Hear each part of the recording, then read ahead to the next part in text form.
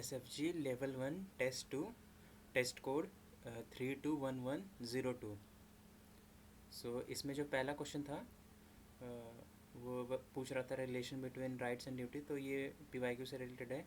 सो जो fundamental rights are related with the fundamental duties, they can be there can be no rights without a corresponding duty और duty without a corresponding rights.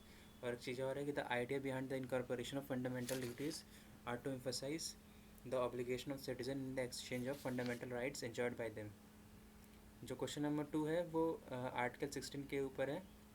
सो इसमें कुछ चीज़ें याद करना है कि जो आर्टिकल 16 है ना, recognise the need of positive discrimination to uplift the historically disadvantage section of the society. और इसमें ये पूछ रहा था कि कौन कौन से इसमें एक्सप्लिसिटली मेंशन है आर्टिकल 16 में। सो EWS जो है ना वो मेंशन है, जो कि ऐड किया गया था 103 अमेंडमेंट एक्ट 2019 में। और बैकवर्ड क्लासेस इसमें मेंशनड है, जो Indira Sahni versus union of India 1992 में reservation of OBCs in employment से रिलेटेड था। सो ये भी OBCs वाले भी हैं, लेकिन जो वुमेन है ना वो आर्टिकल 16 में कवर्ड नहीं है। और क्या है, the constitution does not provide for reservation of women in public employment under article 16, ये याद करना है। However article 15 clause 3 empowers the state to make special provision for women and children in other areas such as education and welfare but not in employment। और एक चीज़ और है कि some states may provide horizontal reservation for women in their policy decisions but these are not constitutional provisions under article 16, याद होना चाहिए। और एक चीज़ और है कि the supreme court in NALSA versus union of India 2014 recognise transgender as a socially and educationally backward class entitled to reservation in the public employment under Article 16 of the Constitution of India।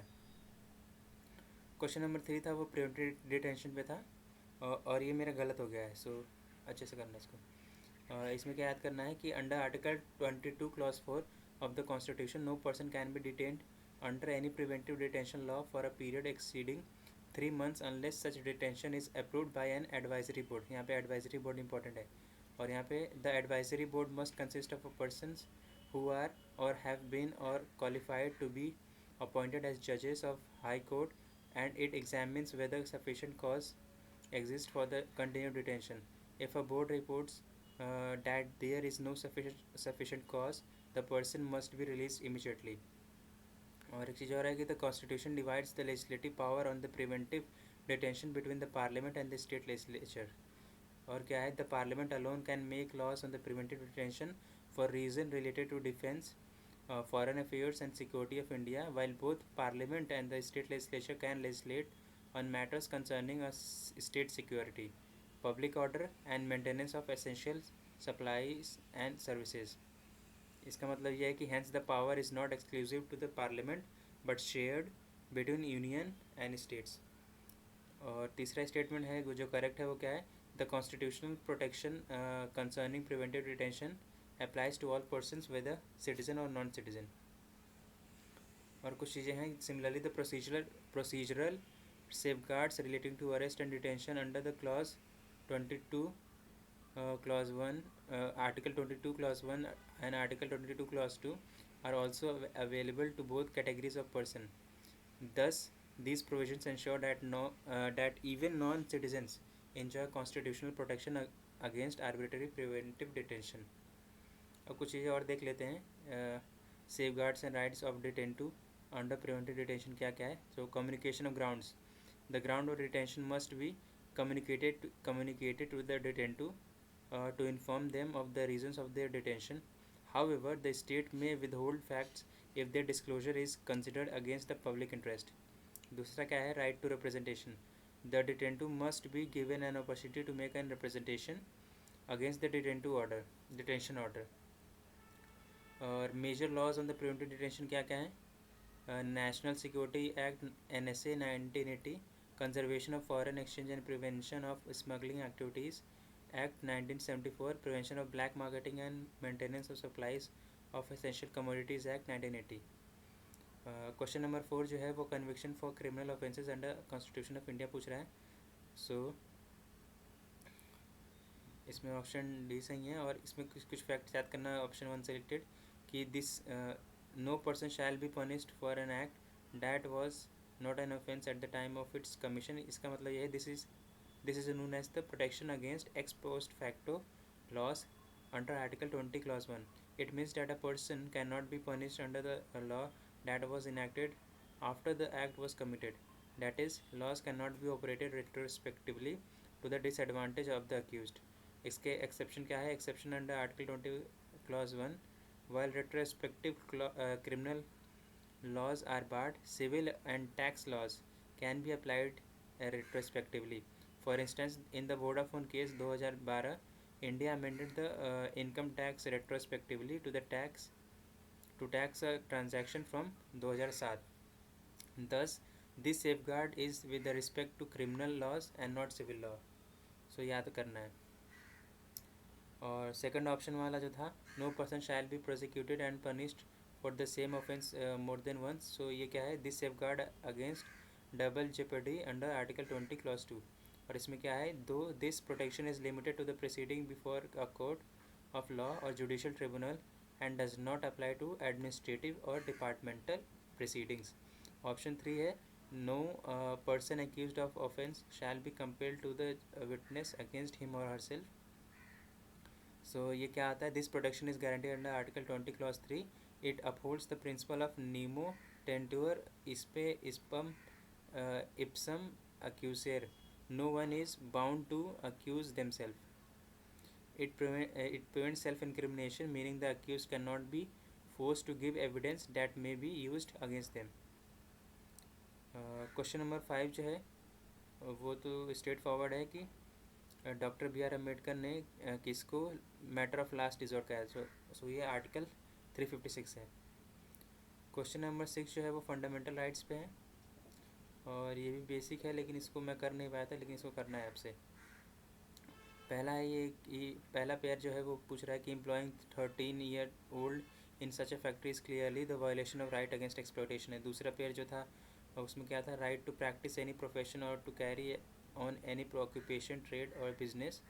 मतलब यह है कि stopping labourers from another state violates this freedom, particularly the freedom of movement, residence and exploitation. जो तीसरा pair था उसमें क्या है? Denying permission to group of Telugu speaking people to agitate for protection of their language by Kerala state government is a violation of Article 29 clause 1, which comes under cultural and education rights.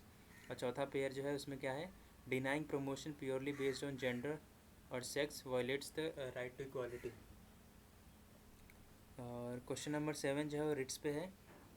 सो ये Ritz याद होने चाहिए, basic है, इसमें भी थोड़ा जान लेते हैं कि article 32 of the constitution empowers the supreme court to issue writs for enforcement of fundamental rights. A similar power is vested in high courts under article 2 to 6।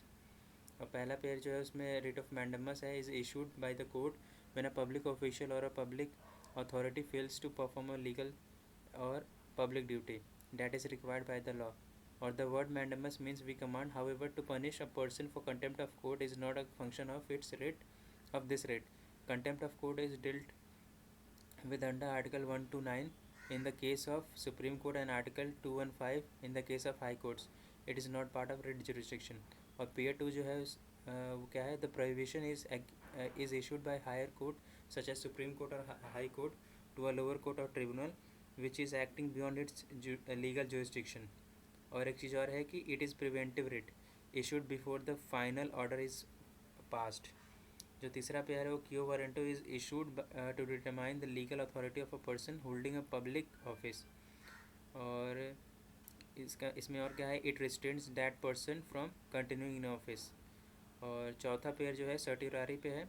So certiorari is issued by higher court to quash the order or decision of lower court or tribunals when it has acted without jurisdiction or in violation of principles of natural justice. It is corrective writ and is used after the lower court has given its decision. Releasing a person from unlawful detention can be done through the writ of habeas corpus.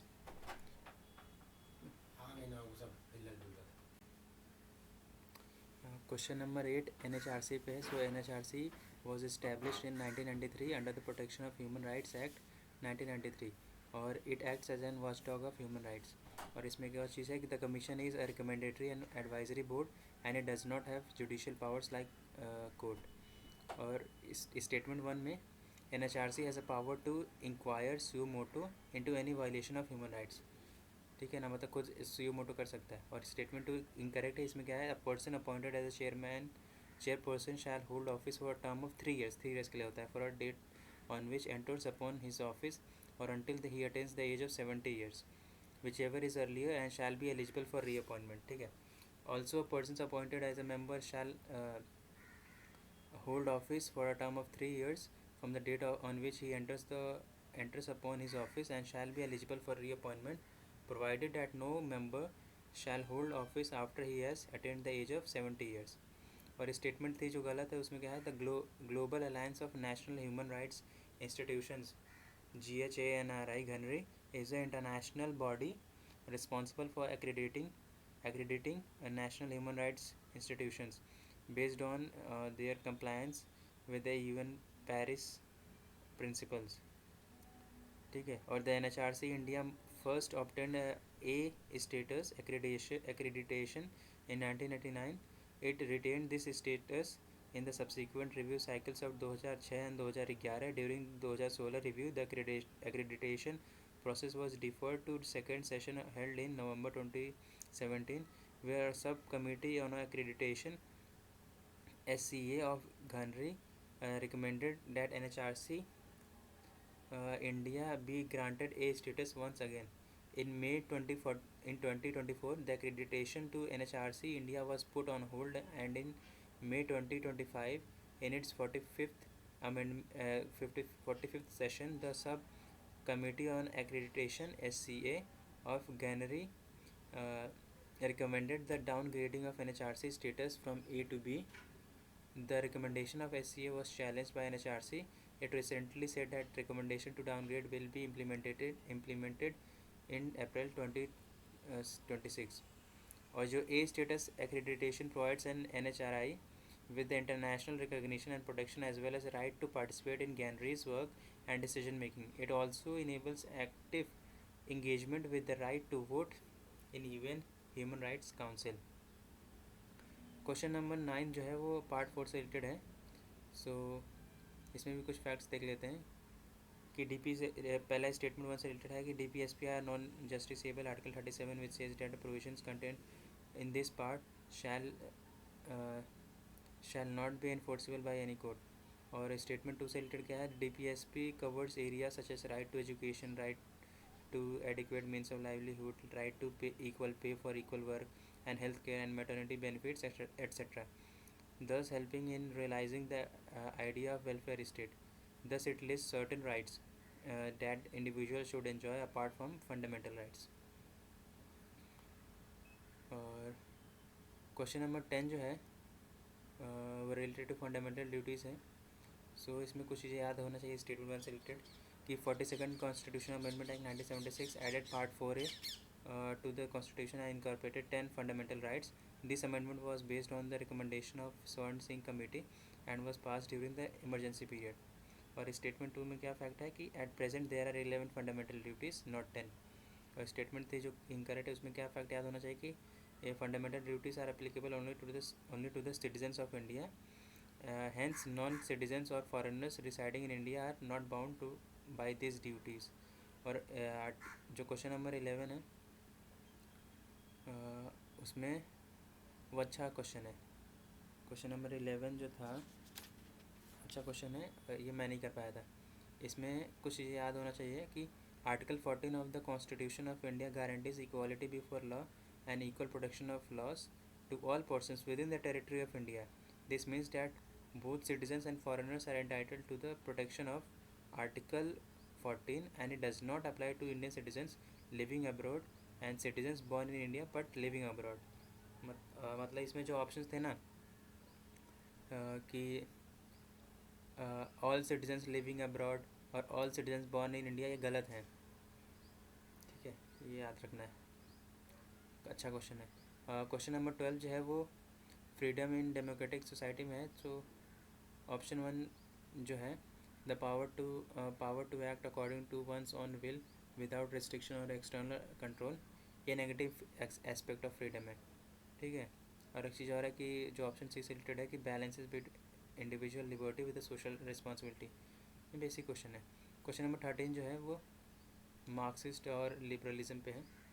So Marxism found, थोड़ा जान लेते हैं इसके बारे में। Marxism founded on the ideas of Karl Marx views private ownership of economic resources such as land, industries and capital as a root cause of inequality in the society. Liberalism क्या होता है? On the other hand emphasizes individual freedom and competition and equal opportunities, ठीक है।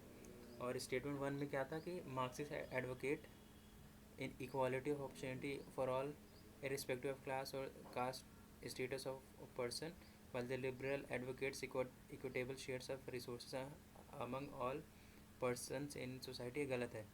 इसमें क्या याद करना है कि मार्क्सिस्ट जो थे ना, Marxist feel that to tackle inequality in the society we need to go beyond the providing equal opportunities and try to ensure public control over essential resources and forms of property. They aim at a classless society with the social and economic equality or equal collective control over means of production.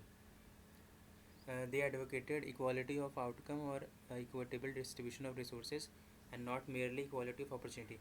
लेकिन जो liberals थे on the other hand advocated equality of opportunity and not equitable shares of resources within the members of society. Statement two जो है वो क्या था कि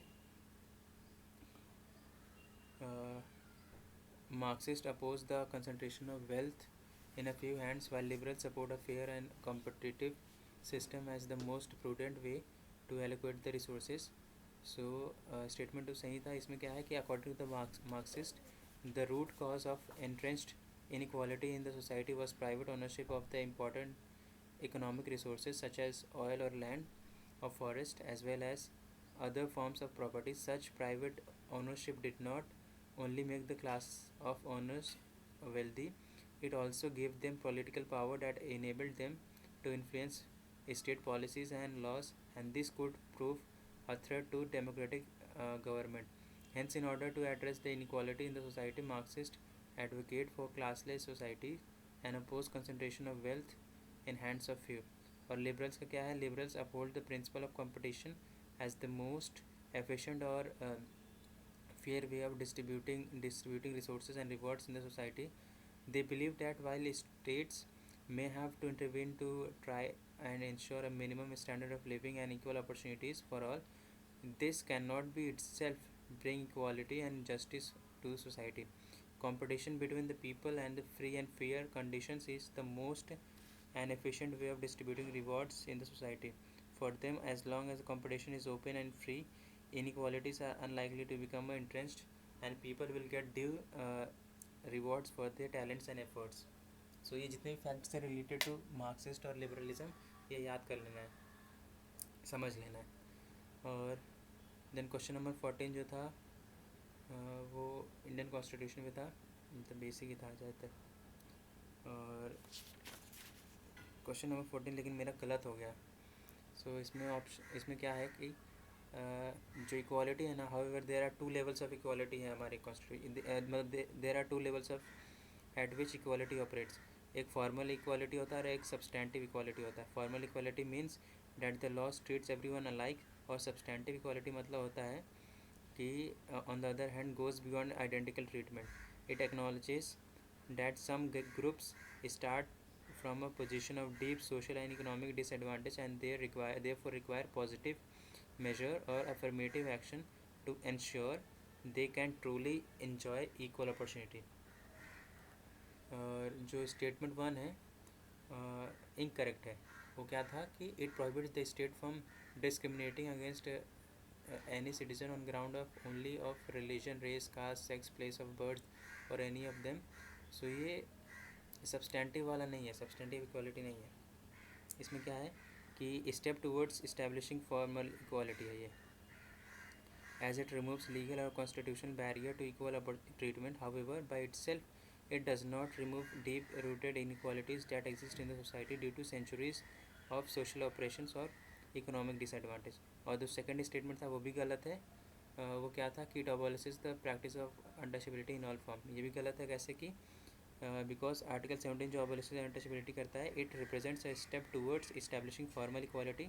it does not however confer special और affirmative actions to uplift the victims of untouchability. और statement 3 जो correct है वो क्या बोल रहा था कि the state can make any special provisions by law और for advancement of any social educational backward classes of citizens related to their admissions to education institution. ये सही है। इसमें क्या है रीजन्स कि as per article 15 clause 4 of the constitution of the state can make any special provisions for advancement of any socially or educationally backward classes of citizens or for SC ST. And as per article 15 clause 5, the state can make any special provisions by law for advancement of any socially and educationally backward classes of citizens or for SC ST insofar as such special provisions relate to the admission or to educational institution. और एक चीज़ मतलब ये है कि article 15 clause 4 और article 15 clause 5 promote substantive equality, goes beyond equal treatment rather than merely formal equality, treating everyone equally. Article question number 15 जो है वो प्रोक्लेमेशन ऑफ इमरजेंसी पे है। सो इसमें भी कुछ फैक्ट्स देख लेते हैं कि आर्टिकल 356 जो है ना, impose under the article 356 if the state governance deviates from the constitutional provisions. Additionally जो आर्टिकल 365 है ना, specifies that if the state डिसरिगार्ड्स any directive issued by the central government, then also emergency under article 356 can be imposed. Statement 1 जो incorrect है उससे related एक fact है कि landmark SR Bommai judgement 1994 में सुप्रीम कोर्ट क्लैरिफाइड है until the parliament approval is secured president can only suspend the state legislative assembly but can not dissolve. ठीक है। और स्टेटमेंट 2 से रिलेटेड क्या फैक्ट है कि article 356 clause 1 clause sub clause A of Indian Constitution, the President may by proclamation declare that powers of the legislature of the state shall be exercisable by or under authority of Parliament. और statement 3 जो incorrect है उससे related एक fact है कि article 356 does not authorise the president to assume to himself any of the powers vested in और exercisable by the high court. ठीक है। The constitution position powers and function of the concern state high courts remain same even during the operation of emergency under article 356। और question number 16 जो है वो मेरा गलत हो गया है। उसमें जो पहला है कि राइट टू स्ट्राइक जो है ना is neither a fundamental right nor a constitutional right. ठीक है। Right to strike it is a statutory right primarily regulated by the industrial disputes act 1947। और राइट टू वोट जो है ना it is a constitution right under article 326। और right to have primary education is one in one's mother tongue is a constitution right under article 350A of Indian constitution. और as per article 265 of Indian Constitution, the right against taxation without authority of law is one of the constitutional rights that mandate that no tax can be levied or collected by state except as explicitly provided for by an act of legislation. 17 जो है वो universal declaration of human rights पे ही है। सो इसमें भी कुछ facts याद कर लेते हैं कि ये जो डिक्लेरेशन था was proclaimed by the United Nations general assembly in Paris on 10 दिसंबर 1948। और इसी में क्या है कि जो ये जो है ना however it is not legally binding treaty and therefore does not impose direct legal obligations on member country. और क्या है कि the preamble of Indian constitution was influence primarily from objective resolution of 1946 moved by Jawaharlal Nehru in the first session of constituent assembly and not taken directly from इससे UDHR से। और एक चीज़ और है कि article 4 of the UDHR advocate that no one shall be held in slavery और servitude slavery and the slave trade shall be prohibited in all forms. Question number 18 जो है वो भी ठीक ही है। किस पे है? DPSP पे है। सो आर्टिकल 48 जो of Indian constitution inserted 42nd amendment inserted by 42nd Amendment Act, the state shall endeavour to protect improve environment from pollution and to safeguard the forest and wildlife. और जो article 40 है वो क्या बताता है कि take steps to organise village panchayat. Article 39 है जो क्या कहता है all citizen both men and women equally have the right to adequate means of livelihood. और आर्टिकल 51 क्लॉज डी क्या बताता है the state shall endeavour to encourage the settlement of international dispute by arbitration है and not by international judicial mechanism like international criminal court. याद करना है. और question number 19 जो है वो फंडामेंटल ड्यूटीज़ पे है अगेन. सो आर्टिकल 51 में क्या है फंडामेंटल ड्यूटीज़ हैं to show due respect to the national flag and national anthem. ये आर्टिकल 51A क्लॉज 1 में है. और आर्टिकल और जो to provide early childhood care and education to all children up to age of 6 years, ये article 45 में DPSP के अंदर and not under fundamental duties. ये direct the state to provide early childhood care and education for all children until they reach the age of 6 years.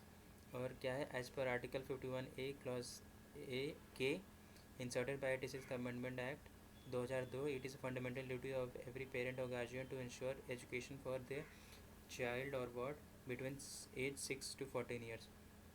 और जो option 3 था कि to foster respect for international laws and treaty obligations among the individual, ये भी incorrect है.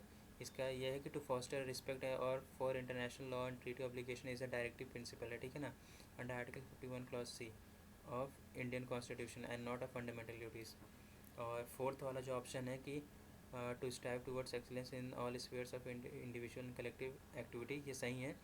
और ये article 51A sub clause J में है of fundamental duties to strive for excellence in all spheres of individual and collective activity. Question number 20 जो है वो ये पूछ रहा है कि इसमें कौन सा स्टेट का डिफिनेशन के अंडर आते हैं. सो कुछ फैक्ट्स यहाँ पे याद रखना है कि as per article 12 the Indian constitution the definition of state includes the government and parliament of India and the government and legislature of each of the state and all local or other authorities within the territory of India or under the control of government of India. So इसका मतलब ये है कि जो public corporation and undertakings जो है ना fall within the inclusive definition of state under article 12 of Indian constitution.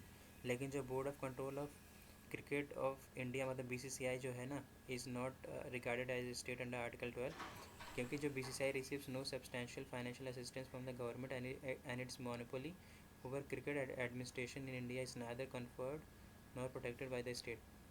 और जो डिस्कम्स है ना are instrumentalities of the state and fall within the purview of article 12 of the constitution of India.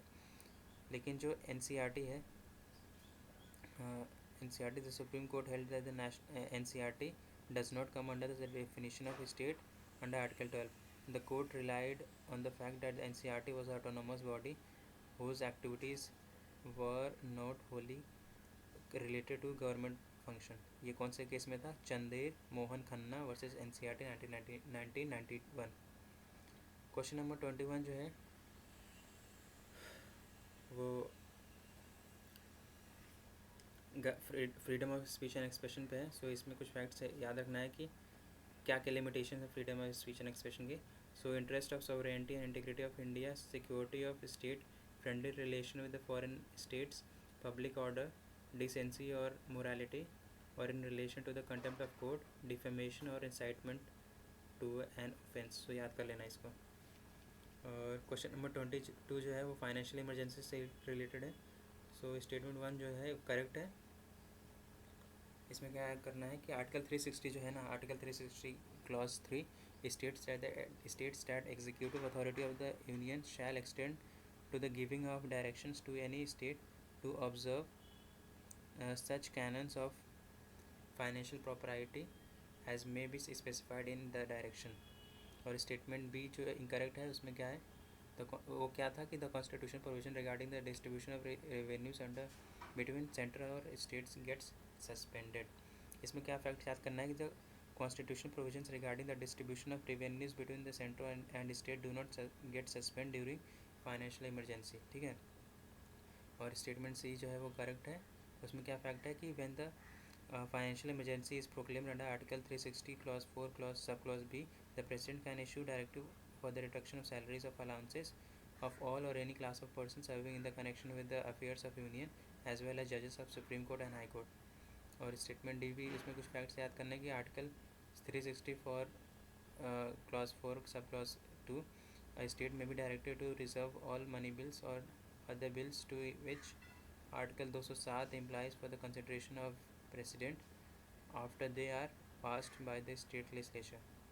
Question number 23 है ना, वो तो factual है. इसमें क्या है, साग कमीशन के बारे में पूछा. Shah commission of inquiry was constituted in May 1977 by Janata Party government headed by Prime Minister Morarji Desai. It was chaired by Justice J.C.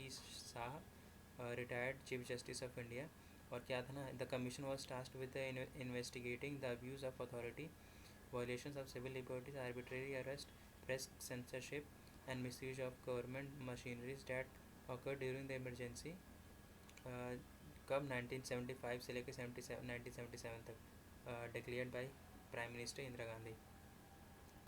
Question number 24 जो है वो फंडामेंटल राइट्स पे है. सो इसमें कुछ फैक्ट्स याद करना है कि जो हमारे फंडामेंटल राइट पार्ट 3 है ना, inspired by the American bill of rights हैं, influenced by the Magna Carta. These rights are justiciable meaning that they are violation can be challenged in the court of law. और एक चीज़ और है कि the part 3 of Indian constitution is often called the Magna Carta of the India because it lays down the foundation of individual freedom and civil liberties in the country, much like the Magna Carta of 1215 did in England, and by curbing the absolute powers of the monarchy and securing basic rights of citizen. और एक चीज़ और है कि it is precisely because Part 3 guarantees fundamental rights and limits the state to uphold liberty that is regarded as Magna Carta of India. 25 क्या है question, वो तो सीधे यही पूछ रहा है कि मतलब बेसिक है. So article 50 which emphasise the importance of separating the judiciary from executive in the public services of the state. Question number 26 जो है वो no violation principle of equal protection of laws पे है. सो इसमें कुछ फैक्ट्स देख लेते हैं कि आर्टिकल जो 14 है ना, आर्टिकल 14 में जो इक्वालिटी है, मतलब दो तरीके हैं. Article has two components, equality before law और इक्वल प्रोटेक्शन ऑफ लॉ. जो इक्वालिटी बिफोर लॉ है ensures that all individuals are subjected equally to ordinary law of land and it is a negative concept of the state and is restricted from making any discrimination between two citizens. It dictates that there should be no special privileges. लेकिन जो equal protection of laws है implies that this individual should be treated equally and similar circumstances unequally under unequal circumstances. It is a positive concept or it allows unequal treatment to the persons placed differently. और statement 1 से related कुछ facts याद करना है कि जो है laws, जो स्टेटमेंट 1 था वो करेक्ट है और वो इक्वल प्रोटेक्शन ऑफ लॉज से रिलेटेड है. Because juveniles and adults are not similarly situated in the terms of mental maturity and culpability, therefore differential treatment is allowed and justified. For example, under Juvenile Justice Act 2015, offenders who have not completed 18 years of age receive reformative rather than retributive punishment. और जो statement 2 है वो incorrect है. उसमें क्या है कि classification between the person who commits murder whilst under the sentence of imprisonment and those who commit murders whilst they are not under the sentence of life imprisonment for the purpose of making the sentence of death mandatory in the case of former class and optional in the latter class are not based on rational principles. So ये equal protection of laws में नहीं है. और statement 3 में भी क्या है, the classification जो है नॉट जस्टिफाइड है as the right of all the persons will all the workers will be same whether they are drawn from any area affected by drought or scarcity conditions or come from elsewhere. ये कहाँ आया था, the supreme court in Sanjit Roy versus state of Rajasthan 1983 में ruled the exclusion from the minimum wages act of workman employed by the government on famine relief work and payment to them of wages lower than minimum wages violate article 14. Question number जो 27 है वो rule of law पे है. सो इसके बारे में थोड़ा जान लेते हैं फैक्ट्स कि rule of law requires more than merely acting through laws. It demands the absence of arbitrariness, equality before law and supremacy of law. और क्या है कि ऑप्शन बी जो है वो इनकरेक्ट है. इसमें कुछ फैक्ट याद करना है कि इट प्रेजेंट्स ओनली, जो स्टेटमेंट ऑप्शन ए है कि the government exercises its authority only through the laws enacted by it, so ये गलत है. It present only citizen centric view and ignores the fact that the state itself must be bound by law, which is core of rule of law. और option C जो correct है उसमें क्या है कि rule of law means that all laws apply equally to all citizens of country. It implies that no one is above the law, whether the government or a wealthy person or even the president of India. India has adopted the concept of rule of law from the British common laws. Question number 28 जो है वो completely prohibited by Constitution of India पूछ रहा है.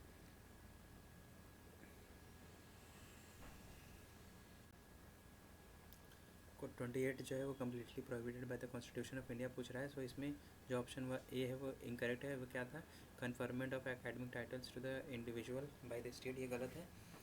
इसमें कुछ fact है कि article 28 of the constitution of India policies side titles.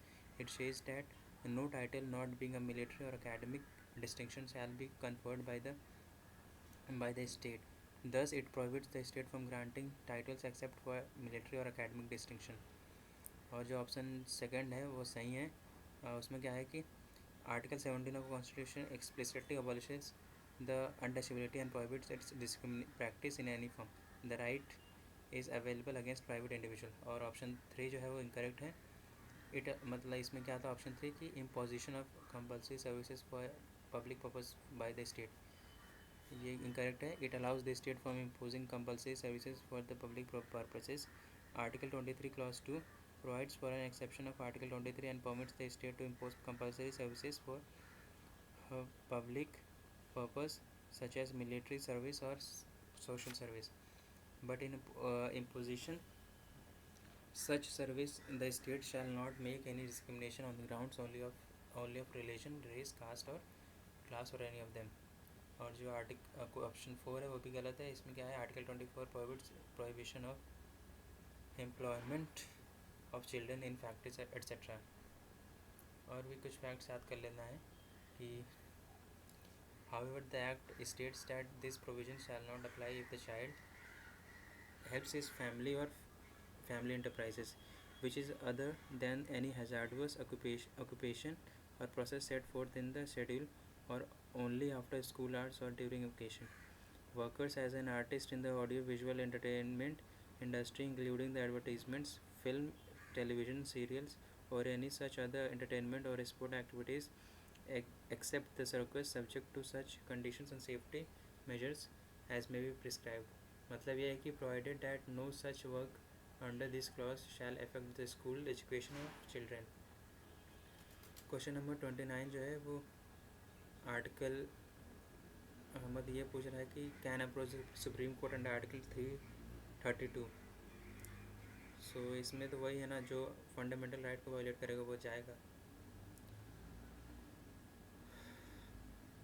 सो इसमें कुछ फैक्ट्स याद करना है कि article 19 guarantees 6 rights to the citizen of India including the freedom of speech and expression. Previously 6 rights under the article 19 were protected only against the state action and not against private individual. However in case of Kaushal Kishore versus the state of Uttar Pradesh 2023, the Supreme Court expanded the scope of Article 19. It ruled that these rights can be enforced not only against the state but also against the private citizen on the case-to-case basis. ठीक है. और the fundamental rights under Article 19 and 21 can be enforced not only against the state but also against the private individual or entities. Question number 30 जो है वो natural justice पे है. सो इसमें कुछ फैक्ट्स याद करना है कि जो natural justice simply means the minimum standard of principles which authorities should follow in the deciding matters which have civil consequences. Natural justice implies fairness, reasonableness, equity and equality. It is the concept rooted in the common law and is considered the common law counterpart of the American doctrine of procedural due process. और इसमें दो principles आते हैं national justice में। क्या आता है, no one should B जज इन हिज ओन केस, और क्या है, each party should be given equal opportunity to be heard. और जो स्टेटमेंट वन है क्या था कि a person is dismissed from the government services without being given an opportunity to explain his और हर कंडक्ट। ये करेक्ट है। इसमें क्या है कि it means to hear the another party और no one should be condemned. Statement two incorrect है। ये क्या है, university student is remove from the university for unsatisfactory academic performance. ये गलत है। इसमें क्या फैक्ट याद करना है कि the court observe that when an academic authority assesses the students over time and finds the performance inadequate, the rule of national justice may be excluded because the decision is purely academic and not disciplinary in nature. This exception applies only to the academic matters. If the removal involved misconduct or non-academic factors, a hearing would be necessary. In the present case, since the action is based solely on the academic performance, national justice is not violated. और जो statement 3 है वो correct है। उसमें क्या था, a person is a part of a bench hearing civil case involving his और her relative. सो इसमें कुछ फैक्ट्स हैं कि नीमो जुडेक्स इन कॉसास हुआ, it means that no one should be made जज in his own case.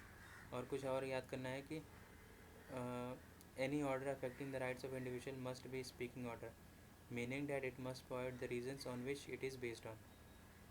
Article question number 31 जो है ना वो DPSP पे है। सो ये PYQ भी है। इसमें क्या है कि as DPSP are not justiciable, they do not constitute limitation upon legislative and executive function of the state.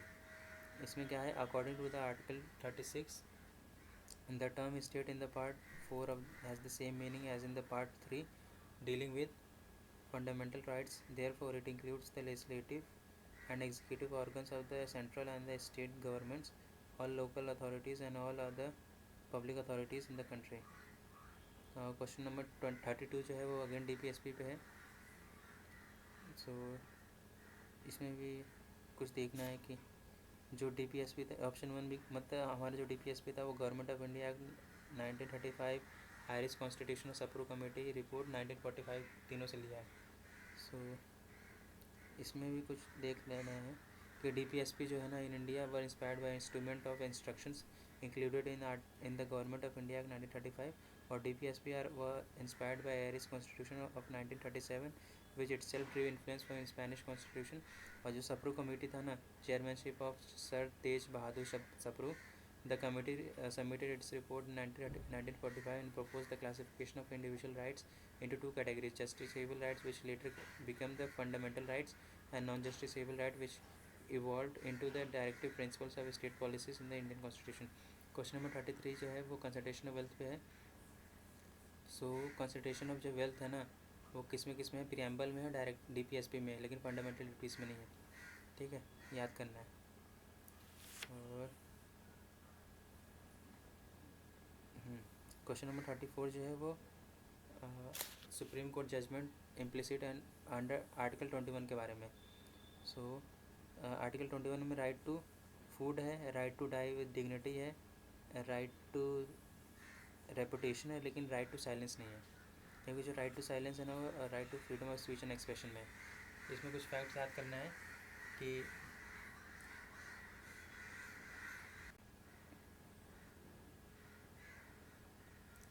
इसमें कुछ चीज़ें याद करना है कि जो ऑप्शन जो people's union of civil liberties versus union of India था 2001, उसमें राइट टू लाइफ, ये तो ठीक है, याद ही कर लेना है।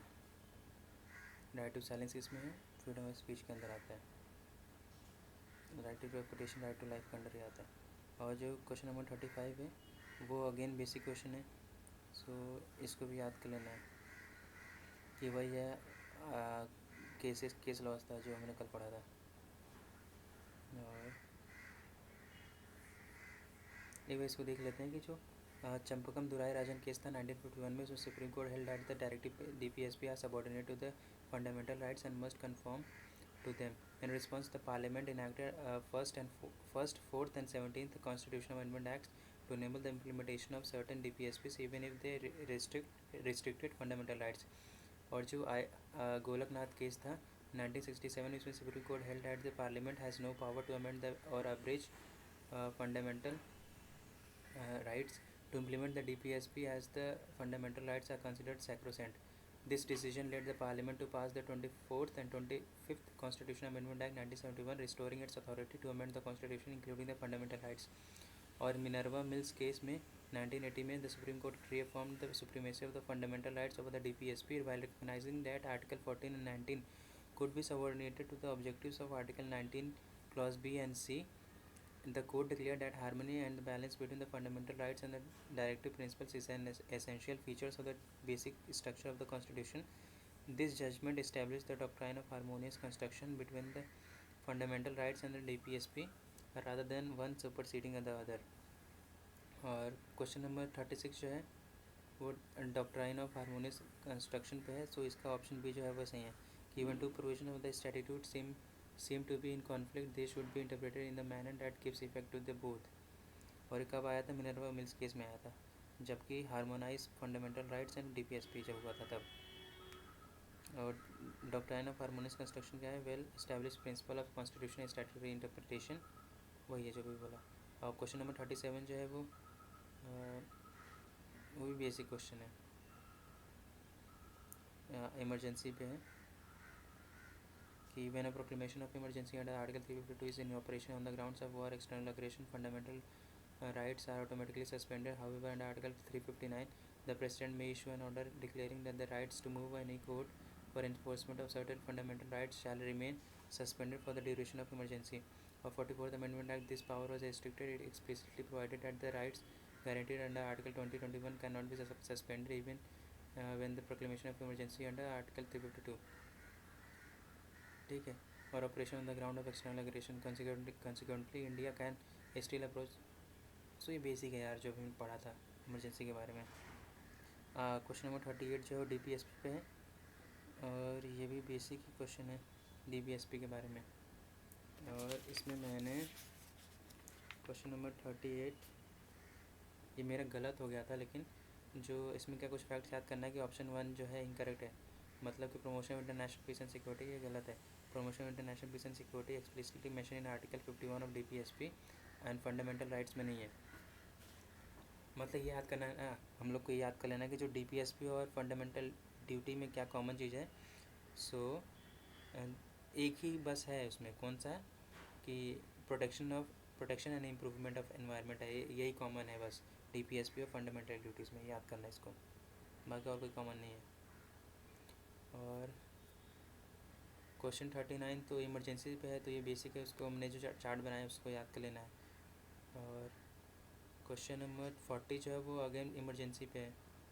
सो ये भी पूरा मेरे नोट्स में है, उसको नोट्स अच्छे से रिवाइज कर लेना है।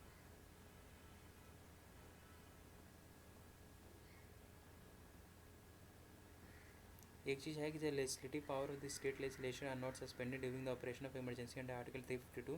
However, the Parliament acquires concurrent power to make laws on the subject in the state list. ठीक है। Thus, both Parliament and the state legislation make laws, but in the event of conflict, the parliamentary law prevails. ठीक है, याद करना है। और article 41 तो right to privacy वो है PYQ है, justice case Puttaswamy case. Question number 32 again judicial review पे है। इसमें कुछ फैक्ट्स देख लेते हैं कि जो जुडिशियल रिव्यू था ना वो हमारा यूनाइटेड स्टेट्स ऑफ अमेरिका से लिया गया है, ठीक है ना, UK से नहीं लिया गया। और जुडिशियल रिव्यू है ना, not expressly mentioned anywhere in the Indian constitution, however power is implied from article 13। Question number 43 जो है और उसको थोड़ा मुझे वापस से देखना है, क्योंकि इसमें थोड़ा डाउट है कि जो आर्टिकल 28 में रिलीजियस इंस्ट्रक्शन और एजुकेशन इंस्टीट्यूशन है उसमें क्या है रिलेशन है, तो उसको मैं देख लूँगा। क्वेश्चन नंबर 44 जो है वो लॉज से रिलेटेड है। सो इसमें कुछ चीज़ें हैं कि article 35 the constitution says that the parliament shall have the legislature of state shall not have the power to make laws for prescribing punishment for those acts which are declared under offence under part 3। और जो article 33 है ना, of Constitution empowers the Parliament to restrict and abrogate the application of the fundamental right to members of the armed forces, paramilitary forces, police forces, intelligence agencies और analogous forces. और क्या है statement 3 जो है, according to Article 35 the Parliament shall have the legislature of states shall not have power to make laws with respect to any matter under Article 16. Article 16 clause 3 states that nothing in the article prevents Parliament from making laws and prescribing in regard to class or employment appointment in the office. The power to make laws under Article 16 is conferred solely on the Parliament and not state legislature. इसको देख लेना फिर से कि ऐसे कौन से laws है जो पार्लियामेंट कर सकता है और स्टेट नहीं कर सकता है. सो इसमें ना हमारा तीनों कर सकता है, तीनों में जो बस पार्लियामेंट करता है स्टेट नहीं करता है. क्वेश्चन नंबर 45 जो है वो फंडामेंटल राइट्स पे अगेन है. सो ठीक है. क्वेश्चन नंबर 46 जो है वो अगेन फंडामेंटल राइट्स पे, ये भी ठीक है, याद कर लेना है नोट से. क्वेश्चन नंबर 47 जो है वो 44th कॉन्स्टिट्यूशन अमेंडमेंट एक्ट है, तो ये भी याद ही कर लेना है. ये भी नोट्स में अच्छे से दिया है कि एक ही बस था. और क्वेश्चन नंबर 48 है, वो थोड़ा अच्छा क्वेश्चन है. वो ये पूछ रहा है कि जो इसमें कौन सा रिस्ट्रिक्शन है रिलीजियस डोमिनेशन वाला जो लॉ था आर्टिकल है उससे. So article 26 of the constitution of India provides freedom to manage religious affairs, but this article expressly mention that these rights are subject to public order, morality and health है. ठीक है ना. और जो ground of sovereignty, integrity, ये सब नहीं है, डिसेंसी वगैरह भी नहीं है. सिमिलरली मतलब ये है कि जो ओनली 3 ग्राउंड्स हैं, public order, morality and health, are expressly provided in the constitution under article 26. याद करना है. और 49 हो जो DPSP के बारे में, ये भी याद होना चाहिए, नोट्स में है अच्छे से.